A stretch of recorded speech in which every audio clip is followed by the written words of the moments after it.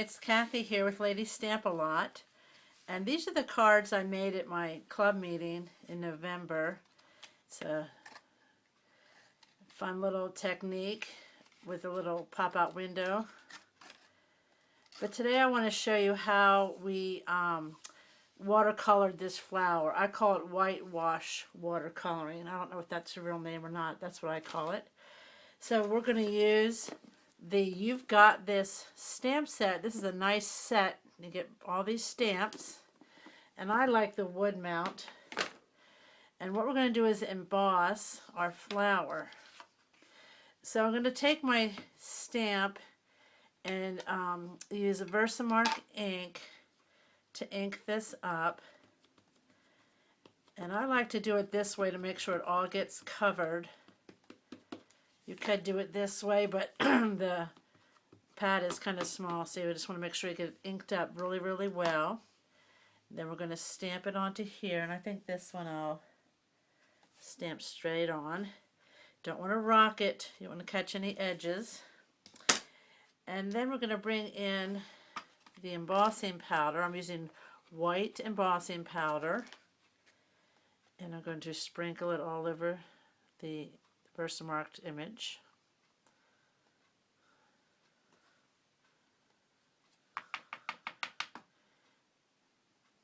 Okay, and now I'm going to use my embossing gun or a tool to heat this up. I hope you can see. When it gets done, it's nice and shiny, it gets bright white. Sometimes if you do it from the bottom, it'll work as well. There we go.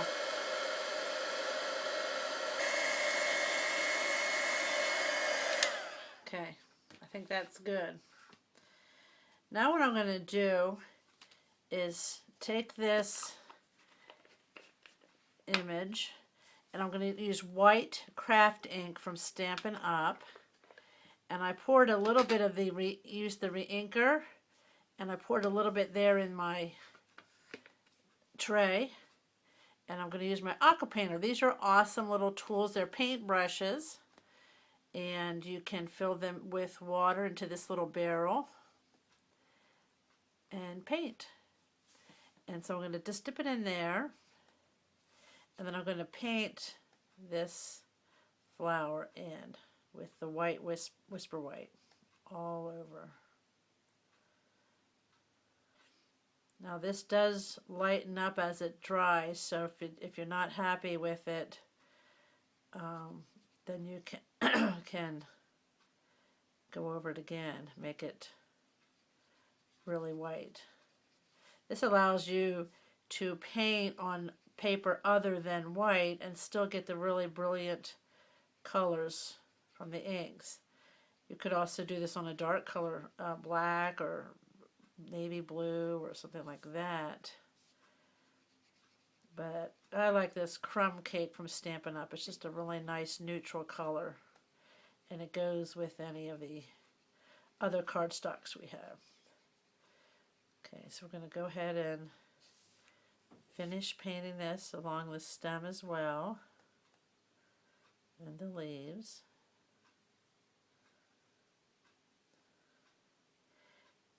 And then you can set this overnight to dry. You need to have it nice and dry. Or you can also go back with your heating tool, your embossing tool, and heat it.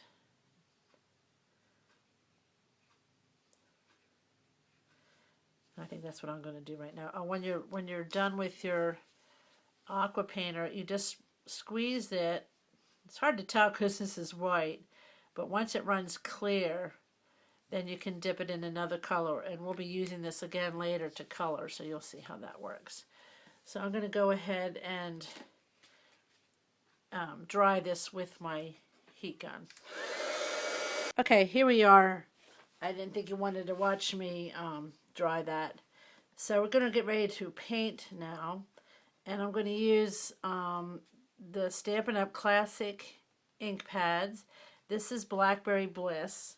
My other cards, this one I used Rose Red, and it's just Rose Red, and I get the different shades just by lightening it up with water.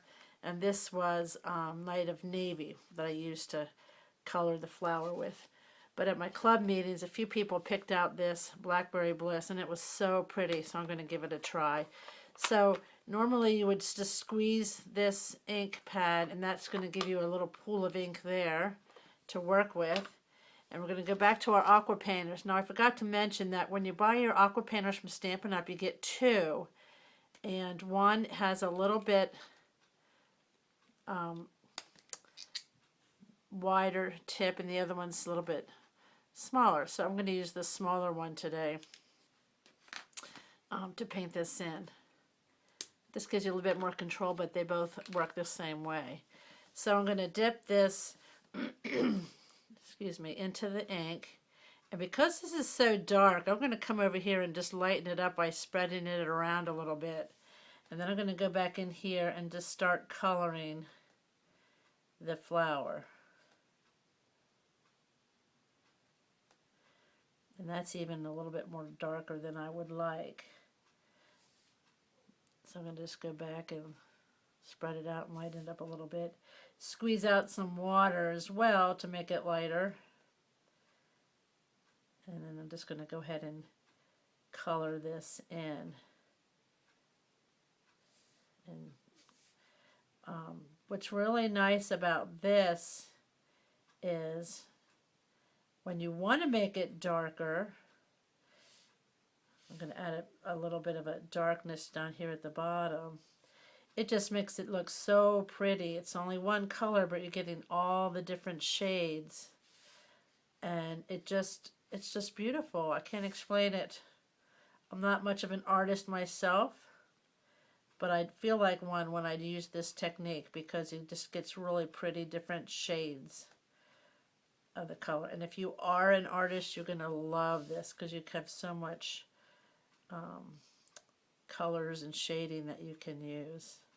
So you just see how I add that just a little bit darker here at the bottom, and I can do that, start with darker and then lighten it up and go up.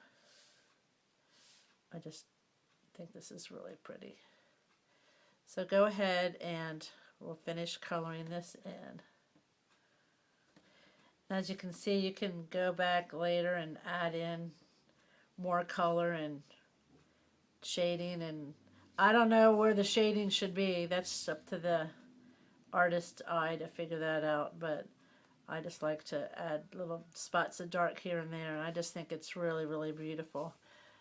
When you're done with your color, this is where I said you squeeze out your, close tight, until your ink runs clear. And then we're going to go ahead and use the green to do the stem. And I'm picking Mossy Meadow, which is a dark green. It gets in the same family as the Blackberry Bliss. It's an in color that will be gone in after May of 2016.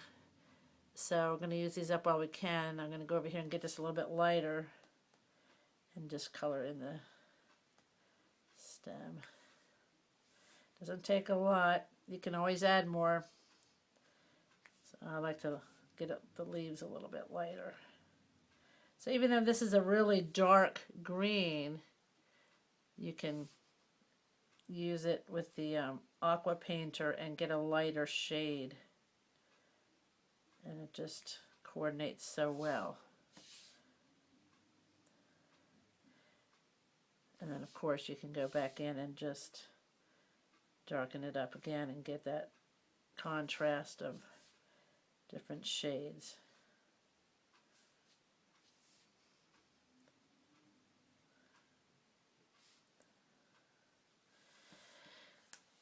So there you go. Stay tuned. I'll have another video and put this image together and to make the card. This will take a few minutes to dry, or you can use your heat gun again to dry. All right. Thanks for stopping by.